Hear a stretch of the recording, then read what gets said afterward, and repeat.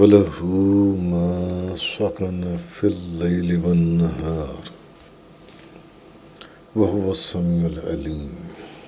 رات اور دن میں جو بھی سکونت پذیر ہے وہ سب اللہ ہی کی ملکیت ہے، وہی خوب سننے والا، بہت جاننے والا ہے۔ آگے فرمایا آیت نمبر 14 میں، قُلْ أَغَيْرَ اللَّهِ أَتَّخِذُ وَلِيًّا فَاطِرَ السَّمَاوَاتِ وَالْأَرْضِ۔ آپ کہیے کیا میں اللہ کے سوا کسی اور کو کارساز بنا لوں جو آسمانوں اور زمینوں کا پیدا کرنے والا ہے۔ وَهُوَ يُطْعِمُ وَلَا يُطْعَمُ، اور وہ سب کو کھلاتا ہے اور اس کو کھلایا نہیں جاتا۔ قُلْ إِنِّي أُمِرْتُ أَنْ أَكُونَ أَوَّلَ مَنْ أَسْلَمَ وَلَا تَكُونَنَّ مِنَ الْمُشْرِكِينَ۔ آپ کہیے کہ مجھے حکم دیا گیا ہے کہ میں سب سے پہلے اسلام لانے والا ہو جاؤں، اور یہ کہ تم ہرگز شرک کرنے والوں میں سے نہ ہونا۔ قُلْ إِنِّي أَخَافُ إِنْ عَصَيْتُ رَبِّي عَذَابَ يَوْمٍ عَظِيمٍ۔ آپ کہیے کہ اگر میں اپنے رب کی نافرمانی کروں تو میں عظیم دن کے عذاب سے ڈرتا ہوں۔ اور پھر آیت نمبر 16 میں فرمایا، مَن يُصْرَفْ عَنْهُ يَوْمَئِذٍ فَقَدْ رَحِمَهُ۔ جس شخص سے اس دن عذاب دور کر دیا گیا تو بے شک اس پر اللہ نے بہت رحم فرمایا۔ وَذَلِكَ الْفَوْزُ الْمُبِينُ، اور یہی بہت بڑی کامیابی ہے، اور یہی بہت واضح کامیابی ہے۔ تو کچھ مفسرین نے کہا کہ یہ آیت اس وقت نازل ہوئی جب مشرکین نے یہ کہا کہ ہمیں معلوم ہے کہ آپ نے یہ نبوت کا دعویٰ اپنی ضروریات کو پورا کرنے کے لیے کیا ہے۔ اب آپ دیکھو کہ یہ جو پولیتھیسٹ تھے جو ایک سے زیادہ خداؤں کی پوجا کرتے تھے، یہ کیسے کیسے تکلیف دیتے تھے۔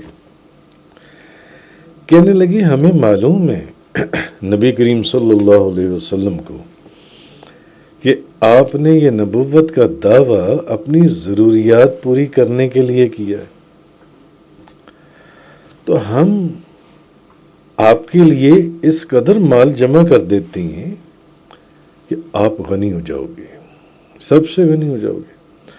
اس وقت یہ آیت نازل ہوئی کہ رات اور دن میں جو چیز بھی متحرک ہے یا ساکن ہے، جو چیز بھی سکونت پذیر ہے، وہ سب اللہ کی ملکیت ہے۔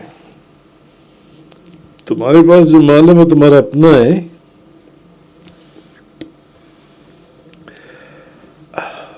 پھر فرمایا آپ کہیے کہ میں اللہ کو چھوڑ کر کسی اور کو رب، کسی اور کو معبود بنا لوں؟ کیا میں آسمانوں اور زمینوں کے پیدا کرنے والے کو چھوڑ دوں جو اپنی تمام مخلوق کو رزق دیتا ہے اور اپنی حیات اور بقا میں کسی غذا کا محتاج نہیں ہے؟ اس کو تو غذا کی ضرورت نہیں ہے نا، اس کو۔ اب آپ فرمائیے، قُلْ أَغَيْرَ اللَّهِ أَتَّخِذُ وَلِيًّا فَاطِرَ السَّمَاوَاتِ وَالْأَرْضِ وَهُوَ يُطْعِمُ وَلَا يُطْعَمُ۔ میں اللہ کے سوا کسی اور کو کارساز بنا لوں جو آسمانوں اور زمینوں کا پیدا کرنے والا ہے، جو خود تو نہیں کھاتا مگر سب کو کھلاتا ہے؟ کیا میں ایسا کروں؟ اس میں ایک سبق ہے امت کے لیے کہ جب نبی کریم صلی اللہ علیہ وسلم جو معصوم ہیں، نبی پاک صلی اللہ علیہ وسلم معصوم ہیں، کیونکہ آپ نے آگے کیا فرمایا؟ آپ نے فرمایا کہ اگر میں اپنے رب کی آپ کہیے کہ اگر میں اپنے رب کی نافرمانی کروں تو میں عظیم دن کے عذاب سے ڈرتا ہوں، میں عظیم اس دن کے عذاب سے ڈرتا ہوں۔ تو نبی پاک صلی اللہ علیہ وسلم جو کہ معصوم ہیں، جن کی وجہ سے لاکھوں کروڑوں اربوں خربوں ان گنت گناہگاروں کو بخشا جائے گا، جن کی برکت سے، جن کے وجود مبارک، جن کی شفاعت سے ان گنت لوگ بخشے جائیں گے، جب وہ بھی جو کہ معصوم ہیں، حالانکہ معصوم ہیں، مگر وہ بھی قرآن کہہ رہا ہے اللہ کی نافرمانی کرنے پر عذاب سے ڈرتے ہیں۔ تو عام مسلمانوں کو جو کہ معصوم نہیں ہیں، ان کو اللہ سے کتنا ڈرنا چاہیے، یہ سوچنے کی بات ہے۔ وہ تو معصوم ہیں جن کا صدقہ ان گنت لوگ بخشے جائیں گے۔ جب وہ اللہ کے عذاب سے ڈرتے ہیں تو پھر مسلمانوں کو، عام مسلمانوں کو کتنا ڈرنا چاہیے۔ پھر فرمایا جس شخص سے اس دن عذاب دور کر دیا گیا تو بے شک اس پر اللہ نے بہت رحم فرمایا۔ اس دن جس سے عذاب دور ہو گیا اس پر اللہ نے بہت رحم فرمایا، یہ بہت بڑی کامیابی ہے۔ حضرت ابو ہریرہ رضی اللہ تعالیٰ عنہ بیان کرتے ہیں کہ اللہ کے رسول نے فرمایا تم میں سے کسی شخص کو اس کا عمل جنت میں ہرگز داخل نہیں کرے گا۔ یہ حدیث میں پہلے بھی کئی مرتبہ بیان کر چکا ہوں۔ صحابہ کرام نے پوچھا یا رسول اللہ کیا آپ کو بھی نہیں؟ جب حضور نے فرمایا تم میں سے کسی کا عمل، اس کا عمل، کسی شخص کو اس کا عمل جنت میں ہرگز داخل نہیں کرے گا، تو صحابہ کرام نے پوچھا یا رسول اللہ آپ کو بھی نہیں؟ فرمایا مجھے بھی نہیں، سوائے اس کے کہ اللہ مجھے اپنے فضل اور اپنی رحمت سے ڈھانپ لے گا، ڈھانپ لے۔ اور اسی طرح ایک بخاری شریف کی حدیث ہے، یہ مسلم شریف کی تھی، حضرت انس بیان کرتے ہیں کہ نبی کریم صلی اللہ علیہ وسلم نے فرمایا کچھ لوگوں کو ان کے گناہوں کی سزا دینے کے لیے جہنم میں ڈال دیا جائے گا۔ اب کچھ لوگ ایسے ہیں جن کو ان کی سزا دینے کے لیے جہنم میں ڈال دیا جائے گا اور ان کے جسموں پر آگ کے نشان ہوں گے، پھر اللہ تعالیٰ اپنے فضل اور اپنی رحمت سے ان کو جنت میں داخل کر دے گا، اور ان کو جہنم سے، وہ جو لوگ ہیں جن کو جہنم میں سے نکالا جائے گا اور جنت میں ڈالا جائے گا، ان کو جہنم سے نجات یافتہ کہا جائے گا ان کو۔ اسی طرح حضرت قبیصہ بن مخارق بیان کرتی ہیں کہ میں اللہ کے رسول کی خدمت میں حاضر ہوا، آپ نے فرمایا اے قبیصہ تم کس کام سے آئے ہو؟ میں نے عرض کیا میں بوڑھا ہو گیا ہوں، میری ہڈی کمزور ہو گئی ہے، میں آپ کے پاس اس لیے آیا ہوں کہ آپ مجھے کسی ایسے عمل کی تعلیم دیں جس سے اللہ مجھے نفع دے۔ میں بوڑھا ہو گیا ہوں یا رسول اللہ، کوئی ایسا عمل بتائیں جس سے اللہ مجھے نفع دے۔ آپ نے فرمایا تم کسی پتھر، درخت، مٹی کے ڈھیلے کے پاس سے نہیں گزرو گے مگر وہ تمہارے لیے استغفار کرے گا، وہ تمہارے لیے استغفار کرے گا، تمہارے لیے دعا کرے گا، تمہارے لیے معافی مانگے گا۔ تم ایسا کیا کرو، صبح کی نماز پڑھنے کے بعد 3 دفعہ یہ کہو سبحان اللہ العظیم و بحمدہ، 3 دفعہ صبح کہو۔ یہ نبی پاک صلی اللہ علیہ وسلم نے فرمایا کہ جو بندہ یہ کہے وہ ایک تو نابینا نہیں ہوگا، دوسرا اس کو جذام نہیں ہوگا، تیسرا اس کو فالج نہیں ہوگا، فالج نہیں ہوگا، فالج سے محفوظ رہے گا۔ اور تم یہ دعا کرو کہ اے اللہ میں تجھ سے ان چیزوں سے سوال کرتا ہوں جو تیرے پاس ہیں، تو مجھ پر اپنے فضل سے فیضان فرما اور مجھ پر اپنی رحمت بکھیر دے اور مجھ پر اپنی برکتیں نازل فرما۔ تم یہ دعا کیا کرو۔ مگر جو بندہ 3 دفعہ صبح یہ پڑھے گا سبحان اللہ العظیم و بحمدہ، حضور نے فرمایا نہ تو اس کو جذام ہوگا، کوئی جسم، کوئی اس کو سکن کی پرابلم نہیں ہوگی، دوسرا نہ اس کو آنکھوں کی کوئی بیماری ہوگی. یعنی حضور نے تو فرمایا نابینا نہیں ہوگا، مگر بعض بزرگوں کا میں نے پڑھا تفسیر میں، انہوں نے اس کی شرح کے اندر یہ حدیث بعض اور جگہوں پر بھی آئی ہے، ایک دو الفاظ مختلف ہیں اس میں، اور اس میں ایک بیماری کا اور بھی ذکر ہے، مگر اس سے ریلیٹڈ جتنی بیماریاں ہیں سینکڑوں، اور تیسرا فالج، اس سے محفوظ رہو گے، اس سے محفوظ رہو گے. اچھا آگے فرمایا وَإِن يَمْسَسْكَ اللَّهُ بِضُرٍّ فَلَا كَاشِفَ لَهُ إِلَّا هُوَ وَإِن يَمْسَسْكَ بِخَيْرٍ فَهُوَ عَلَى كُلِّ شَيْءٍ قَدِيرٌ.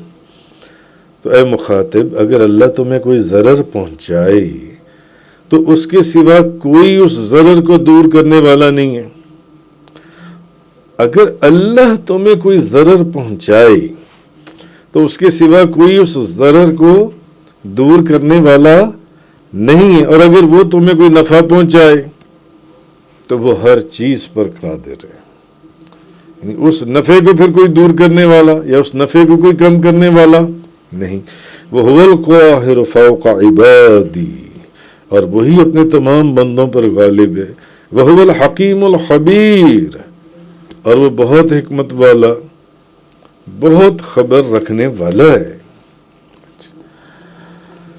اب پچھلی آیات میں تو اللہ تعالیٰ نے فرمایا تھا کہ آپ کہیے کہ میں اللہ کے سوا کیا کسی اور کو کارساز بنا لوں، جو آسمانوں اور زمینوں کا پیدا کرنے والا ہے، جو خود تو نہیں کھاتا مگر سب کو کھلاتا ہے. تو اللہ تعالیٰ کے سوا کوئی حاجت روا نہیں ہے.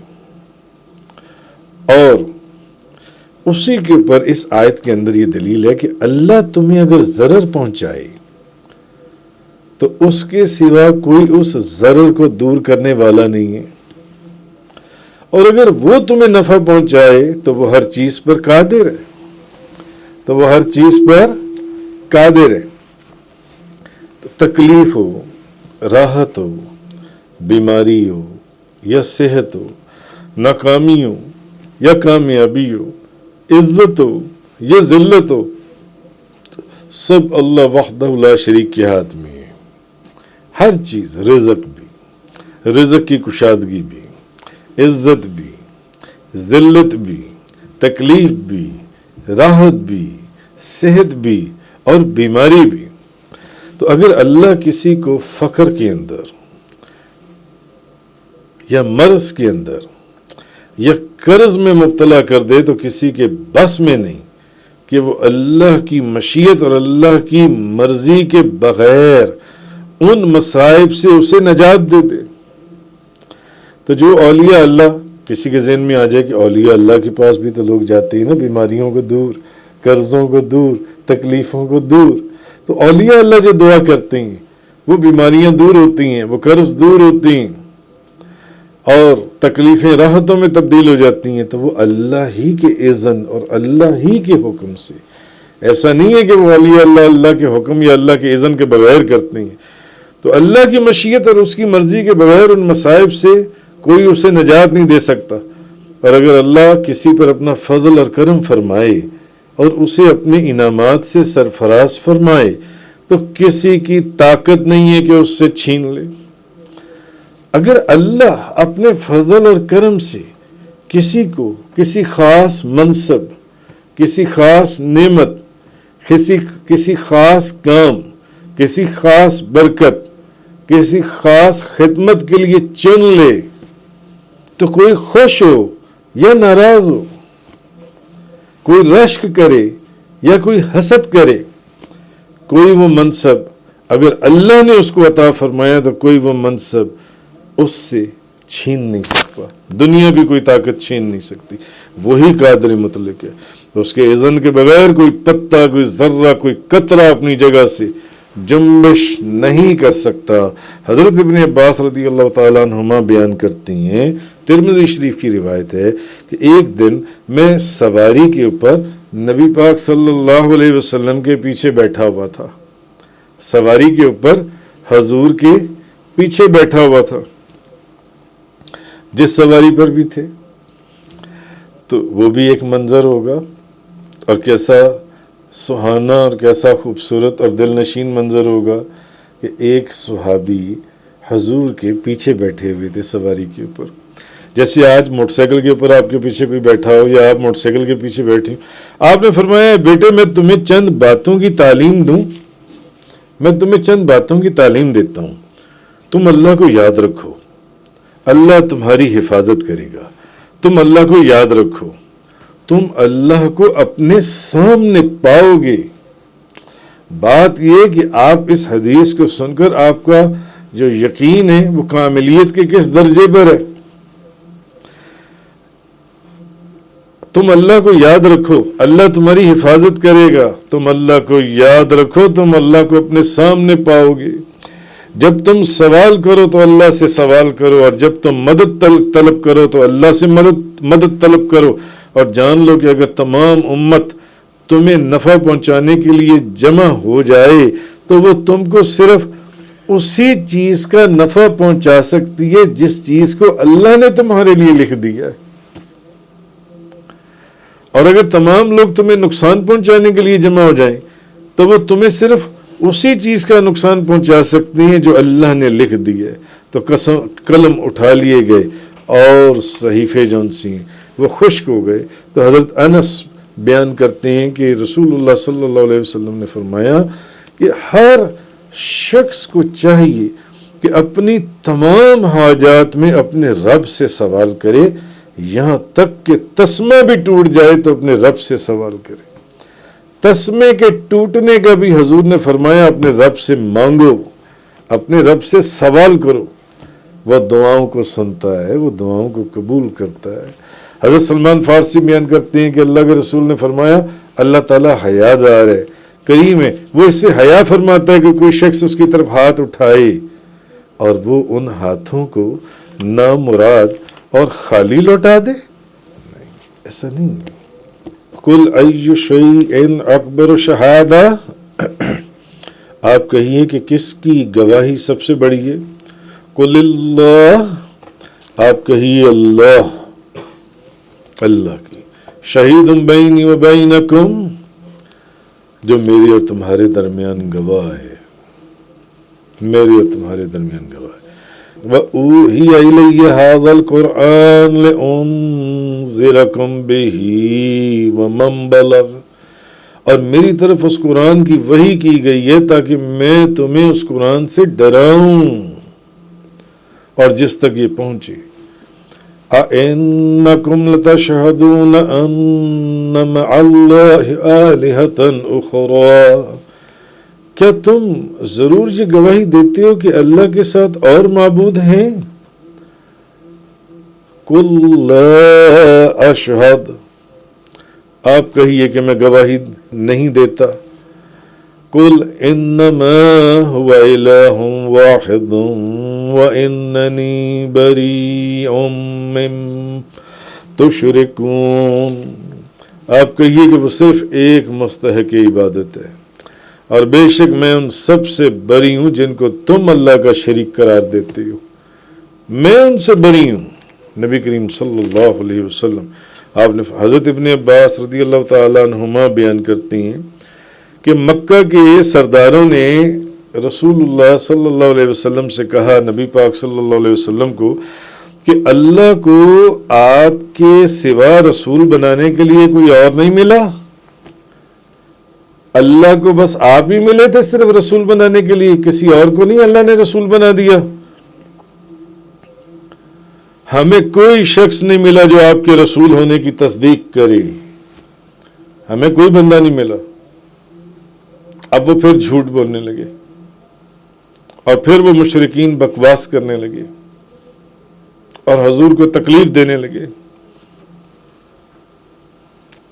ہم نے یہود اور نصارہ سے آپ کے رسول ہونے کے متعلق پوچھا، کیونکہ وہ اہل کتاب جو تھے، تو ہم نے ان سے پوچھا کہ وہ کیا آپ واقعی رسول ہیں؟ انہوں نے کہا ہماری کتابوں میں ان کی نبوت کا کوئی ذکر نہیں ہے۔ یہود اور نصارہ نے بھی ہمیں بتا دی ہے کہ ان کی کتابوں میں آپ کی نبوت کا کوئی ذکر نہیں ہے۔ ذرا آپ ہمیں یہ تو بتائیں کہ آپ کی نبوت کی گواہی دے گا کون؟ تب اللہ تعالیٰ نے یہ آیت نازل فرمائی، قل اللہ، آپ کہیے اللہ۔ اچھا خیر، یہ آیت نازل فرمائی، آپ کہیے کہ کس کی گواہی؟ آپ پوچھیں ان سے کس کی گواہی سب سے بڑی ہے؟ آپ کہیے اللہ میرے اور تمہارے درمیان گواہ ہے، کیونکہ سب سے بڑی گواہی اللہ کی ہے۔ اور جب وہ اس بات کو مان لیں تو آپ بتائیں، جب وہ کہیں کہ ہاں واقعی اللہ کی، تو پھر آپ بتائیں کہ میری نبوت پر اللہ گواہ ہے، میری نبوت پر اللہ پاک نبی کریم صلی اللہ علیہ وسلم کو آپ کہیں کہ میری نبوت پر اللہ گواہ ہے، کیونکہ مجھ پر اس قرآن کی وحی کی گئی اور یہ قرآن معجزہ ہے۔ تم تو کلام کے اندر بڑے فصحاء ہو، تمہارا تو کلام بڑا چاروں طرف مانا جاتا ہے، اور تم اس قرآن کی نظیر لانے سے تم عاجز ہو۔ تو جب یہ قرآن معجزہ ہے تو یہی اللہ کی طرف سے میری نبی ہونے کی سب سے بڑی شہادت ہے۔ تم اس قرآن کی ایک آیت بنا کر نہیں لا سکے، تمہیں کہا کہ سارے جنوں اور سارے انسانوں کو، کائنات کے لوگوں کو ساتھ ڈال لو، تم قرآن کی ایک آیت نہ لا سکے نہ لا سکو گے۔ اور میری طرف اس قرآن کی وحی کی گئی ہے تاکہ میں تمہیں اس قرآن سے ڈراؤں اور جن کو یہ پہنچے۔ تو بخاری شریف کی ایک حدیث ہے، حضرت عبداللہ بن عمر رضی اللہ تعالیٰ عنہما بیان کرتے ہیں، نبی پاک صلی اللہ علیہ وسلم نے فرمایا میری طرف سے تبلیغ کرو،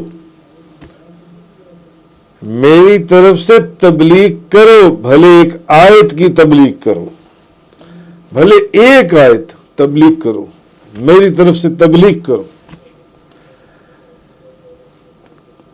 خواہ ایک آیت ہو، اور بنو اسرائیل سے حدیث بیان کرو، کوئی حرج نہیں ہے۔ اور جس نے، ہاں یہ بات ہے کہ جس نے میرے پر جان بوجھ کر جھوٹ باندھا وہ اپنا ٹھکانہ دوزخ میں بنا لے، کہ کوئی ایسی بات میری طرف نہ منسوب کر دینا جو میں نے کہی نہ ہو، اور تم کہو کہ جناب یہ میں ان کی حدیث آگے پہنچا رہا ہوں یا ان آیت آگے پہنچا رہا ہوں جو ان سے ہے۔ دوسرا اس آیت میں یہ بھی فرمایا گیا کہ آپ کہہ دیں کہ وہ صرف ایک مستحق عبادت ہے، اور میں ان سے بری ہوں جن کو تم اللہ کا شریک قرار دیتے ہو۔ جن بتوں کو، جن دوسری چیزوں کو تم خدا کے ساتھ پوچھتے ہو، میں ان سے بری ہوں۔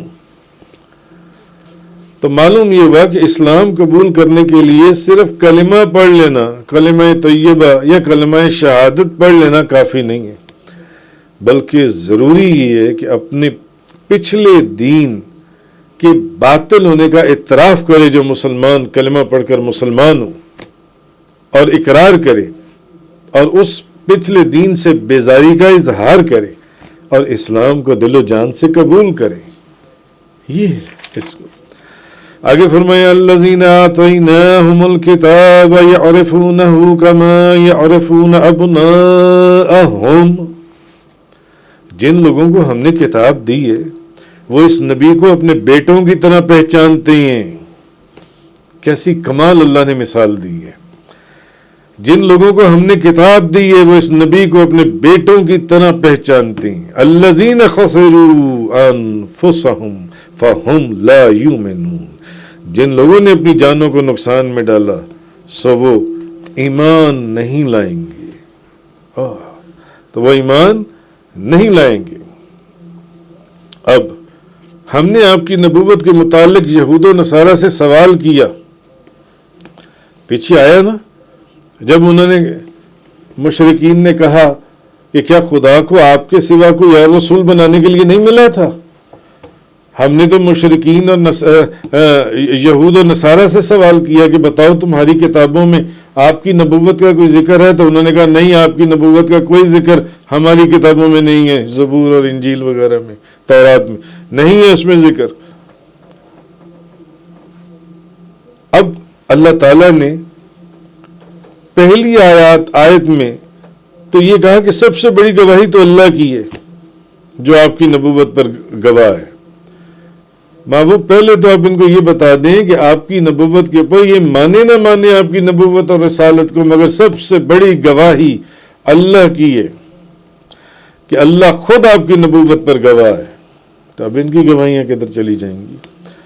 اور دوسرا یہ کہ اہل کتاب کا اللہ پاک نے فرمایا یہ کہنا غلط ہے، یہ جھوٹ بولتے ہیں کہ یہ آپ کی نبوت کو نہیں پہچانتے، بلکہ محبوب یہ اپنے بیٹوں کو اتنا نہیں پہچانتے جتنا آپ کو پہچانتے۔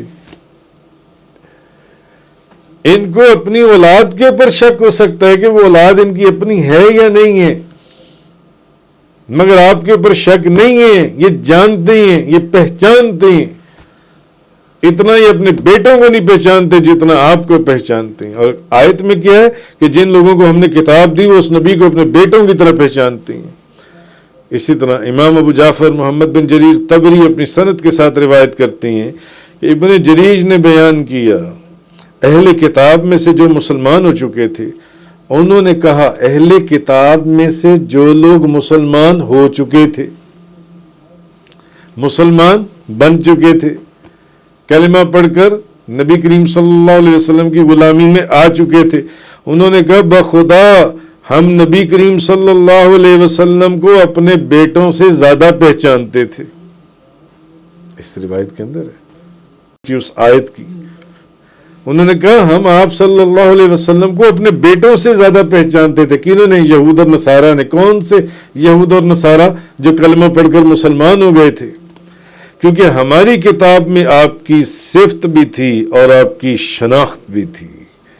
ہماری کتابوں میں اللہ نے آپ کی شناخت بھی دی تھی، آپ کی صفات بھی دی تھیں، آپ کی نشانیاں بھی دی تھیں، اور رہے ہمارے بیٹے تو ان لوگوں نے، وہ جو صحابہ کرام تھے یا تابعین تھے جو بھی تھے، رہے ہمارے بیٹے تو ہم نہیں جانتے کہ ہماری بیویوں نے کیا کچھ کیا، یعنی وہ ہماری اولاد ہے کہ کسی اور کی اولاد ہے۔ اس زمانے میں ڈی این اے ٹیسٹ وغیرہ تو نہیں نہ ہوتے تھے، تو ان کو ایک شک تھا کہ پتہ نہیں یہ اولاد ہماری ہے یا کسی اور کی ہے۔ روح المعانی کے اندر ہے کہ جب نبی کریم صلی اللہ علیہ وسلم مدینہ منورہ میں تشریف لائے تو حضرت عمر نے حضرت عبداللہ بن سلام سے کہا کہ اللہ تعالیٰ نے اپنے نبی پر یہ آیت نازل کی ہے کہ اہل کتاب آپ کو اپنے بیٹوں کی طرح پہچانتے ہیں۔ حضرت عمر فاروق نے حضرت عبداللہ بن سلام سے یہ سوال کیا، بتاؤ یہ معرفت کیسی تھی؟ اے عبداللہ بن سلام، یہ جو معرفت پہچاننا تھا کہ آپ حضور کو اپنے بیٹوں سے زیادہ پہچانتے تھے، یہ معرفت کیسی تھی؟ حضرت عبداللہ بن سلام فرمانے لگے کہ اللہ تعالیٰ نے جو آپ کی صفت اور نعت بیان کی، ہم آپ کو صفت اور نعت سے پہچانتے تھے۔ آپ کی صفت اور آپ کی نعت اور آپ کی نشانیاں جو اس کے اندر موجود تھیں، جب ہم نے آپ کو دیکھا تمہارے درمیان میں، اے عمر، جب ہم نے تم لوگوں کے درمیان میں نبی کریم صلی اللہ علیہ وسلم کو تشریف فرما دیکھا تو ہم نے آپ کو اس طرح پہچان لیا جس طرح کوئی شخص اپنے بیٹے کو دوسرے لوگوں کے اندر، دوسرے لڑکوں کے اندر ایک دم پہچان لیتا ہے۔ اور اللہ کی قسم، مجھے محمد صلی اللہ علیہ وسلم کی معرفت یعنی آپ کی پہچان اپنے بیٹے سے زیادہ تھی، کیونکہ میں نہیں جانتا اس کی ماں کیا کرتی تھی۔ حضرت عمر نے فرمایا تم نے سچ کہا، روح المعانی کے اندر ہے۔